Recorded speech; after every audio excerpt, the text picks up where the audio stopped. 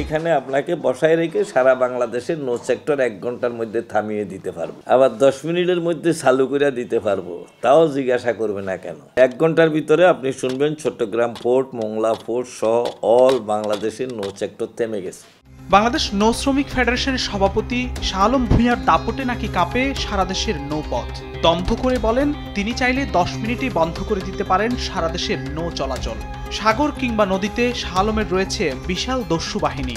শাহ আলম সাহেবের সাথে যোগাযোগ করিয়া এবার যা করণীয় করতে হইবে, ঠিক আছে? শাহ আলম সাহেবের সাথে যোগাযোগ না করিয়া এই জাহাজ যদি আবার সাগর ও নদীতে চলাচলে শাহ আলম বাহিনীর ভয়ে তটস্থ থাকেন সারা দেশের লাইটারেজ ভ্যাসেল থেকে ছোট বড় সব জাহাজ সংশ্লিষ্টরা।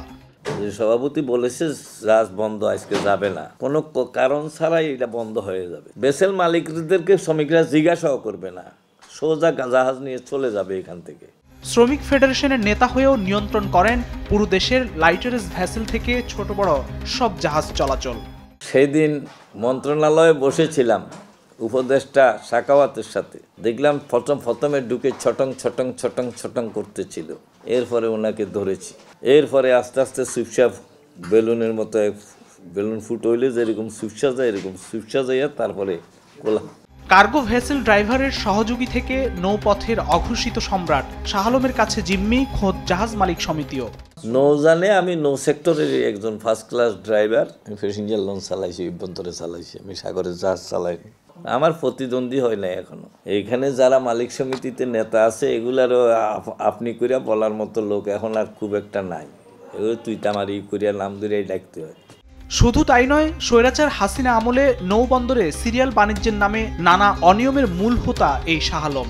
সিরিয়াল বাণিজ্যের নামে বেসরকারি মালিকানাধীন জাহাজকে বাধ্য করা হতো নিজেদের তৈরি করা কোম্পানির অধীনে চলতে।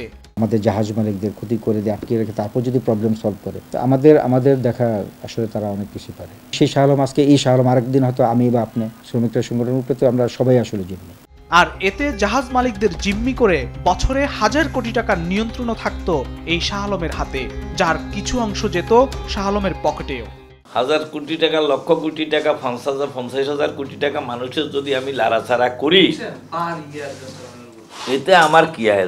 আমি তো বাংলাদেশের বিশাল নেতা, আমার তো টাকার কোনো অভাবই নেই। শাহ আলমের অতি সাধারণ বেশভূষার চলন বলন পুরোটাই ছদ্মবেশ। তার বাড়ি আর সম্পদ দেখলে চোখ কপালে উঠবে।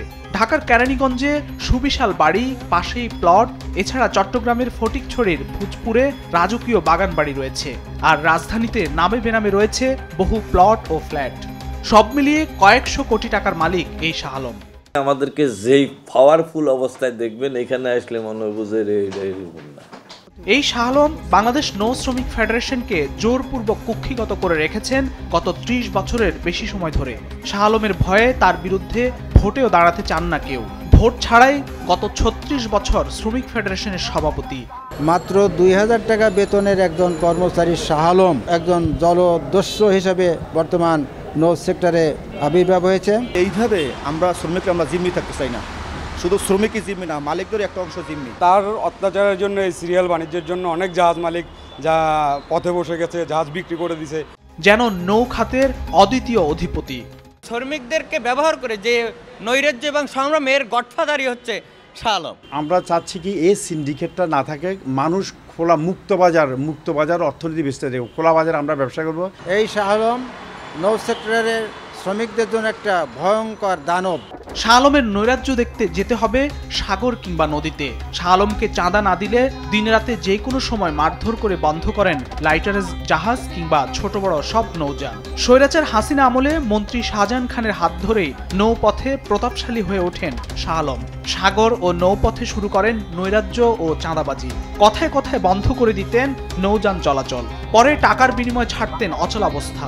স্বৈরাচারের পতনের পর আওয়ামী লীগের সাবেক মন্ত্রী, এমপি ও তাদের সব জাহাজের একমাত্র শেল্টার দাতা এই শাহ আলম। শত শত জাহাজের কোটি কোটি টাকার ভাগ বাটোয়ারাও যায় এই শাহ আলমের হাতে।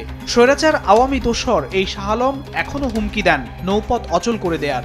এখনো জিম্মি দস্যু সম্রাট শাহ আলমের চাঁদাবাজিতে অতিষ্ঠ জাহাজ মালিক ও শ্রমিকরা। এখনো জিম্মি দেশের নৌপথ, তবুও অধরা শাহ আলম। ফখরুল ইসলাম, দেশ টিভি, ঢাকা।